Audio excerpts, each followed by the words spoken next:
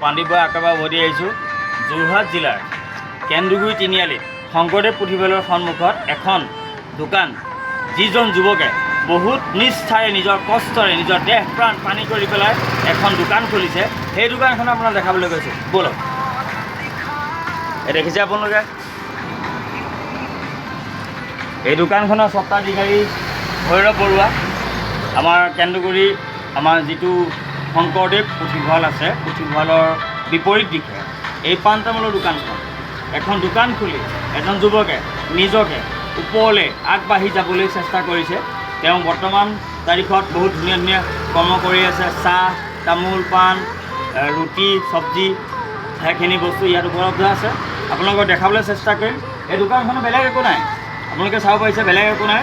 এটা পাণ কেছ আছে আৰু অলপ পাণ মছলাৰ সৈতে এইবিলাক সৰু সৰু ল'ৰা ছোৱালী চিপছ টিপছ কিবা কিবি আছে এইফালে দেখাবলৈ বিচাৰিছোঁ।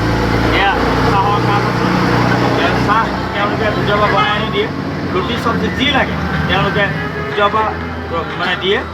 তো এই দোকানখন প্ৰমোশ্যন কৰিবৰ কাৰণে মই আজি ভিডিঅ'ত বনাইছোঁ। মোৰ এই দাদাজনক যিজন আছে ইয়াত, আপুনি কি ক'ব আপোনাৰ দোকানৰ বিষয়ে?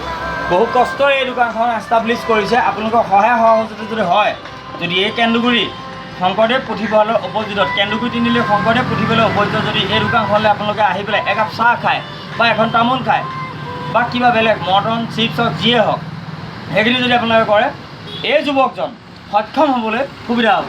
আপুনি কি ক'ব আপোনাৰ দোকানখনলৈ? কিমান কষ্ট কৰিছে আপুনি দোকানখনলৈ? কষ্ট কৰিছোঁ বিশেষ ক'ব নালাগে, আপুনি কওক আপুনি মানে কেনেকৈ এইখিনি কৰিছে? মই খুব কম পইচাত মই ইনভেষ্ট কৰি মই বস্তুখিনি আনিছোঁ আৰু চলি আছোঁ। সেইটোৱে। আৰু এখেতৰ ঘৰত নাথাকে, এখেতে এই বিচনাখন যে আপোনালোকে দেখিছে এই বিচনাখনতে তেওঁ ৰাতিও থাকে। ৰাতি 2টা বজাতো তেওঁ ইয়াতে শুই থাকে। কাৰণ কেলৈ কি কোনোবা কাষ্টমাৰ আহিব।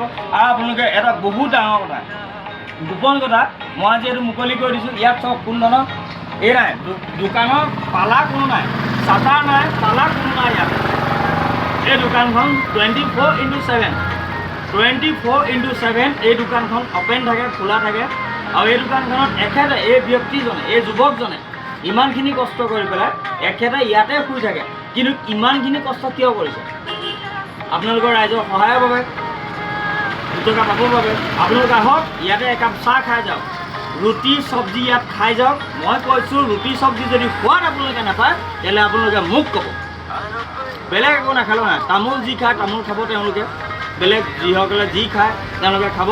কিন্তু ৰুটি চব্জি আৰু চাহৰ লগতে জড়িত থকা ব্যক্তিসকলক কৈছোঁ, চাহ আৰু ৰুটিৰ লগত যদি যিসকল ব্যক্তি জড়িত আছে তেওঁলোকে এবাৰ এইখন দোকানত এই ভৈৰৱ বৰুৱা শংকৰদেৱ পুথিভঁৰালৰ উপযুক্ত বিপৰীত দিশে যিখন আছে ভৈৰৱ বৰুৱা দোকান, এই দোকানখনত এবাৰ আপোনালোকে একাপ চাহ খাই যাওক, এটা প্লেটৰ ৰুটিৰ সোৱাদ লৈ যাওক, তাৰপিছত আপোনালোকে মোক ক'ব। ধন্যবাদ।